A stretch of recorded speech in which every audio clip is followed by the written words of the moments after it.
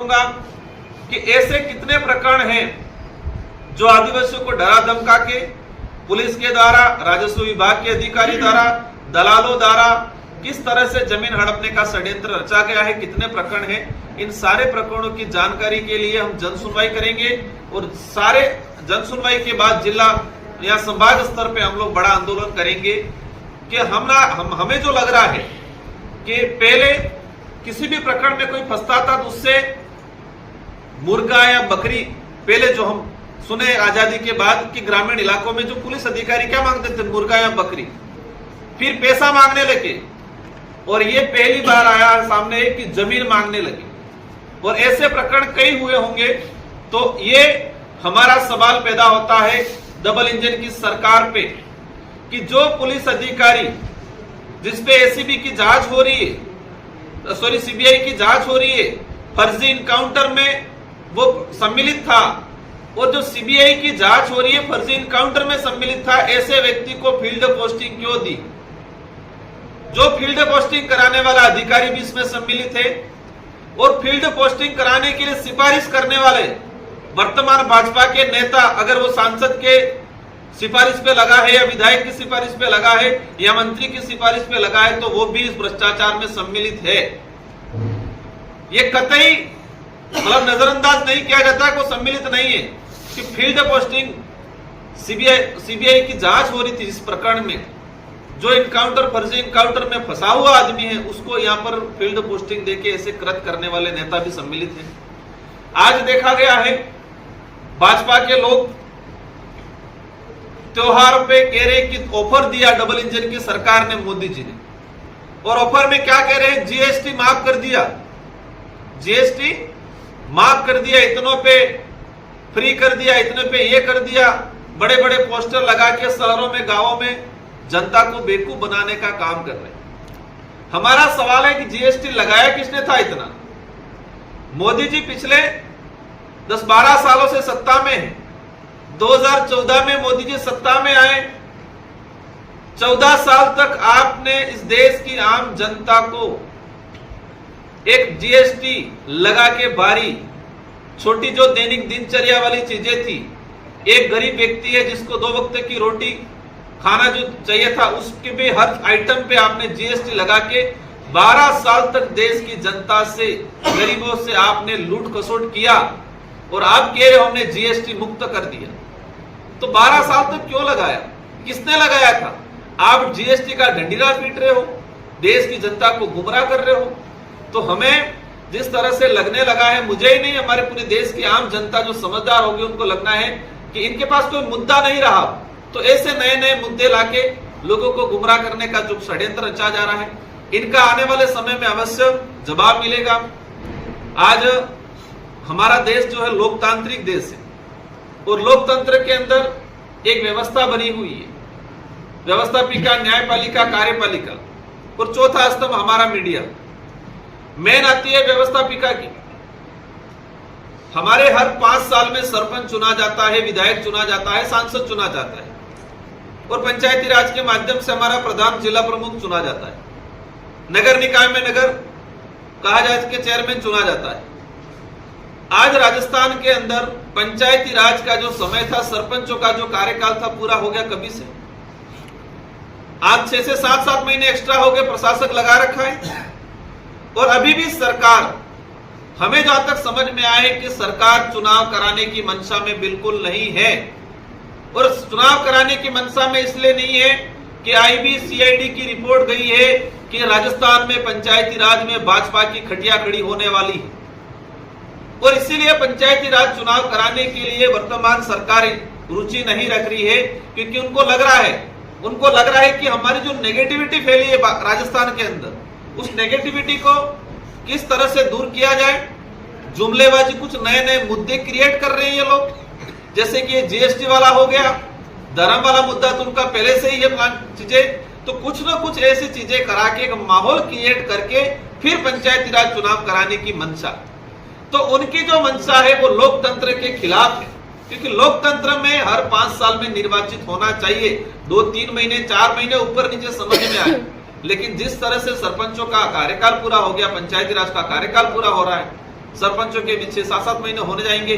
और अभी आज जो पॉलिसी कह रहे हैं, क्योंकि हाईकोर्ट ने खुद ने कहा कि आप जनवरी में चुनाव कराओ, जनवरी में चुनाव कराओ, क्योंकि न्यायपालिका को लग रहा है कि लोकतांत्रिक व्यवस्था को खत्म किया जा रहा है और सरकार डीबी में जा रही है। और सरकार कह रही है कि हम अभी, चुनाव आयोग कह रहा है कि हम अभी सक्षम नहीं, किस हिसाब से सक्षम नहीं है? जनता अपना सरपंच चुनने के लिए तैयार है, तो फिर किस हिसाब से तैयार नहीं है? आज ये जनवरी के लिए ना कह दिया है तो फरवरी में क्या कराए? और हमें जहां तक लगता है सरकार की मंशा है कि 4-5 महीने और निकाल दे रहे हैं, प्रशासक लगा के ब्यूरोक्रेसी के माध्यम से इस राज्य को चलाना चाहते हैं। सरकार तो चल रही है, आज मुख्यमंत्री जी दिल्ली से चल रहे हैं, लेकिन पंचायती राज, हमारे ग्राम पंचायत को भी ब्यूरोक्रेसी के माध्यम से सरकार के चलाने की पॉलिसी, क्योंकि आज जिस तरह से 1 साल और लेट कर किया जा रहा है, इससे हमारा प्रतिनिधित्व, सरपंच का जो अधिकार है उसको छीना जाएगा, जनता की आवाज को दबाया जाएगा। जनता सरपंच के पास जा रही है, सरपंच कह रहा है मैं तो सरपंच हूं नहीं, प्रशासक लग गया, मैं हट चुका हूं, मेरे पास कोई पावर नहीं है। और वही सिलसिला 6 महीने और चलेगा राजस्थान के अंदर। तो ये देश के, राजस्थान ही नहीं, देश के अंदर लोकतंत्र को खत्म करने की, और भाजपा की जो नीति है कि संविधान में विश्वास नहीं रखना, लोकतंत्र में विश्वास नहीं रखना, ये प्रमाण दे रहा है।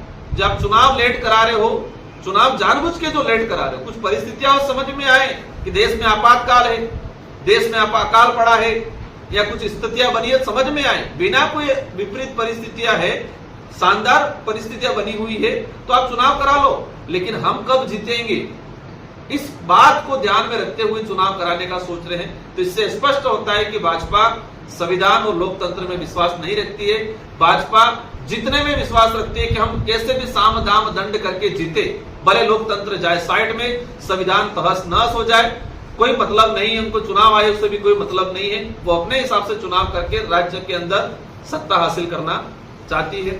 साथ ही हमारा जो मेन आज विषय था कि आदिवासी समाज से जो जमीन हड़पने का जो षड्यंत्र रचा जा रहा है, उसी को लेके प्रेस कॉन्फ्रेंस किया जा रहा था आज। और हमें यहाँ के जो एसपी हैं और आईजी साहब से हैं, उनसे अनुरोध है कि आपने शायद जांच करवाइए, एक डिप्टी और एडिशनल एसपी से जांच करवाइए, वो जांच में क्या आया उसका खुलासा हो, एसपी साहब प्रेस कॉन्फ्रेंस करें और इसके बाद एफआईआर दर्ज करें, और ये भ्रष्टाचार निरोधक ब्यूरो से जांच, इसमें मुकदमा दर्ज हो, क्योंकि एसीबी का मामला बनता है। एक रिश्वत लिए, पैसा रिश्वत लेना, और इससे भी बड़ी रिश्वत है जमीन लेना, तो इसके अंदर भ्रष्टाचार निरोधक ब्यूरो के अंदर मुकदमा दर्ज अधिकारी स्वयं कराए, उच्च अधिकारी जिन्होंने जांच की है, और जो जांच रिपोर्ट में क्या आया है वो एक सार्वजनिक प्रेस कॉन्फ्रेंस करें। और भाजपा के नेताओं से कहना चाह रहा हूं कि आप धर्म की आड़ में, फर्जी विकास की आड़ में, ये राज्य खतरे में, मतलब खतरा तो ये भ्रष्टाचार अधिकारियों से है, जो डेवलप होना चाहिए वो नहीं हो रहा है। आज जिस तरह से एसएमएस हॉस्पिटल में आग लग रही है, हमारे शिक्षा मंत्री जी जाके देख रहे हैं, जनता सवाल कर रही है कि स्कूल गिरी थी, वहां जाना चाहिए था। एजुकेशन डिपार्टमेंट के शिक्षा मंत्री, आज कहा जा रहा है कि राजस्थान का एक बच्चा स्कूल में जा रहा है, वहां उसको मौत से डर है, हॉस्पिटल में जा रहा है, वहां मौत से डर है। ये जो फर्जिया दवाइयां भी सामने है, छोटे छोटे बच्चे पी रहे और दवाई पीने से डेथ हो गई है, तो मतलब कहीं पर भी सुरक्षित नहीं है राजस्थान का, बच्चे से लगा के बड़ा बुजुर्ग तक। तो सरकार को गंभीरता से अपनी गलतियां स्वीकार करनी चाहिए, और जो भ्रष्टाचार तंत्र फैला रखा है, जो अराजकता फैला रखी है, इस पे आपको सुधार करने की जरूरत है। आपके राज्य और केंद्र दोनों में सरकार है। हमारा उद्देश्य आप पे कटाक्ष करना नहीं है भाजपा पे, लेकिन हमारा उद्देश्य आपको चेताना है। हम लोकतंत्र के अंदर कहा जाता है कि विपक्ष को अपनी भूमिका मजबूती से जब तक नहीं निभाएगा तब तक सत्ता वाले काम नहीं कर पाएंगे। लेकिन सत्ता विपक्ष अपनी भूमिका निभा रहा है, लेकिन विपक्ष की भूमिका में क्या कर रखा हुआ है? जो भी विपक्ष मजबूती से बोलेगा उसको कहेंगे तो देशद्रोही है, ये तो नक्सलाइट है, ये तो मतलब उस पर राजद्रोह का मुकदमा ठोक देंगे, उसको किसी मामले में बदनाम कर देंगे। मतलब ये षड्यंत्र जो रचा जा रहा है कि जो भी देश के लिए आवाज उठाए, जो भी सच्चाई के लिए आवाज उठाए, जो भी जहां गलत हो रहा है उस पर आवाज उठाए, तो उसको दबाने का षड्यंत्र रचा जा रहा है। वो भी एक कोई एलिगेशन लगा के, ये हमारे देश के लिए घातक जो विचारधारा जो काम कर रही है उनको सुधरने की जरूरत है। आपने कहा कि भाई जो आम व्यक्ति है वो ना तो स्कूलों में सुरक्षित है, ना घरों में सुरक्षित है, ना अस्पताल में सुरक्षित। हमने कई ऐसे मौके देखे, झालावाड़ में स्कूल में छत गिर गई, कल एसएमएस हॉस्पिटल में जिस तरह का कृत्य हुआ। तो आपकी पार्टी उसको लेकर क्या कटिबद्धता दिखाएगी? भाई उदयपुर में भी इतना बड़ा अस्पताल है, संभागीय स्तरीय अस्पताल है, जहाँ पर कई मरीज आते हैं, यहाँ पर भी सुख सुविधाएं कंप्लीट नहीं। आपकी पार्टी क्या एक्शन लेगी इसके ऊपर? आज हम सत्ता में नहीं है, लेकिन ये जरूर है कि आज मैं सांसद हूं और हमारी पार्टी के 3 से 4 विधायक हैं। सत्ता को जगाने का काम भारत आदिवासी पार्टी करेगी। सत्ता के लोग जिस तरह से सरकारी जो हमारा जो कहे कि राजकीय जो संस्थाएं हैं, भले वो विद्यालय है, चिकित्सालय है, या कहे कि रेलवे है, या वो या फिर परिवहन सुविधा कहे, जो भी सरकारी संस्था है, उस सरकारी संस्थाओं में अनियमितता, जो आपका बात सही है कि बिल्कुल अनियमितता है, असुविधाएं हैं, तो उसको लेके हम लोग विजिट भी करते हैं समय समय पे, और हम प्रयास करेंगे कि उदयपुर जिला चिकित्सालय का भी कुछ समय में हम विजिट करें। मैं, हमारा विधायक कोई भी विजिट करेगा, और जो जो कमियां हैं उनको सुधारने के लिए सरकार सदन में आवाज उठाएंगे, और सरकार नहीं सुनेगी तो सड़कों पे भी इस मामले को लेकर आंदोलन किए जाएंगे। जनसुनवाई कब से शुरू करोगे? हमारा आज हम चर्चा कर लेंगे, और बहुत जल्दी हम लोग ये जितना उदयपुर जिले के आसपास का ट्राइबल इलाका या नॉन ट्राइबल जो भी व्यक्ति, गरीब व्यक्ति है, ये बात नहीं है कि ट्राइबल हो सकता है अन्य समुदाय के जो गरीब व्यक्ति, उसके साथ भी ये चीजें हो रही हो। तो हमारा प्रयास रहेगा कि बहुत जल्दी उदयपुर के आसपास 6 से 7 पॉइंट बनाए जाएंगे। 4-5 पंचायतों जो पेराफेरी नगर निकाय में है या ग्राम पंचायत में है, उन सबका एक पॉइंट बना के हम जन सुनवाई करेंगे। और इस जन सुनवाई में विशेषकर पुलिस, साल भर के अंदर पुलिस के द्वारा क्या प्रताड़ना की गई, भूमि दलालों के माध्यम से पुलिस या राजस्व के अधिकारी ने कितनी जमीनें छीनी, और हम सभी एसडीओ कार्यालय में, तहसील कार्यालय में आईटीआई लगाएंगे कि साल 2 साल के अंदर कितने रजिस्ट्रियां हुई, और इन सारी की तफ्तीश कराएंगे कि कितने फर्जी है इसमें, कितने को दबाव बना के। आज ये जो परिवार है, इस परिवार से हमारे साथी 2 दिन से मिलना चाह रहे हैं। परिवार को घर से निकाल रखा है, जो दलाल थे, और उन दलालों ने उनको हाईजेक करके कहीं बंदी बना रखा है। कि वो भी एक सवाल पैदा हो रहा है, वो परिवार कहाँ है? मेरे मीडिया के साथियों से भी अनुरोध है कि आप मीडिया के साथी भी उस परिवार तक जाए, उस घर तक जाए। वो परिवार घर पे है कि नहीं है, कहाँ है? और हमारे पास जो जानकारी आई कि जो दलाल है वो भाजपा के पदाधिकारी है, भाजपा के कार्यकर्ता है, और भाजपा के नेताओं का श्रेय है उनको, और इसीलिए ये चीज सामने नहीं आ रही है। हम प्रयास करेंगे उन परिवार तक जाए, उन तक पहुंचे।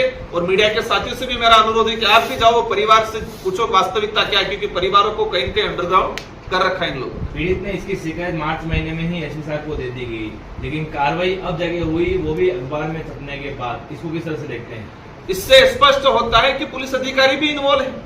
यहाँ पुलिस अधिकारी जो भ्रष्ट है, उनके पुलिसकर्मी या पुलिस अधिकारी उनको श्रेय दे रहे हैं। उदयपुर के अंदर मैं सारे अधिकारियों पे लांछन नहीं लगाना चाह रहा हूं, लेकिन अधिकतर अधिकारियों के अंदर यही है, यहाँ पर आओ, अच्छी सिटी है, रहने के लिए अच्छा है, और लूट खसोट करने का अच्छा है। बड़े उद्योगपतियों को इन्वेस्टर के रूप में लाते हैं, और यहाँ की जमीन आदिवासियों को छल कपट करके लेने का काम करते हैं। अगर मार्च में ही पीड़ित ने शिकायत की थी और अभी तक कार्रवाई नहीं की है एसपी साहब ने, और मीडिया में छपने के बाद अगर उदयपुर एसपी ने कार्रवाई की है, तो उदयपुर एसपी भी सम्मिलित है। ये हुआ फिर तो मैं अभी भी कह रहे, चलो हम उस पर लांछन नहीं लगाए। उदयपुर एसपी साहब प्रेस कॉन्फ्रेंस करे, जांच में क्या आया, ये प्रकरण कब से हुआ, उनके पास रिपोर्ट कब से आई, और अब आगे क्या करेंगे। अभी भी लिपापोती करने का षड्यंत्र रचा जा रहा है अंदर ही अंदर। लेकिन भारत आदिवासी पार्टी मजबूती से लड़ेगी इस मामले को लेके। जरूरत पड़ेगी उदयपुर संभाग मुख्यालय पे धरना दिया जाएगा, जरूरत पड़ेगी अनशन भी किया जाएगा, लेकिन उनको बख्शा नहीं जाएगा।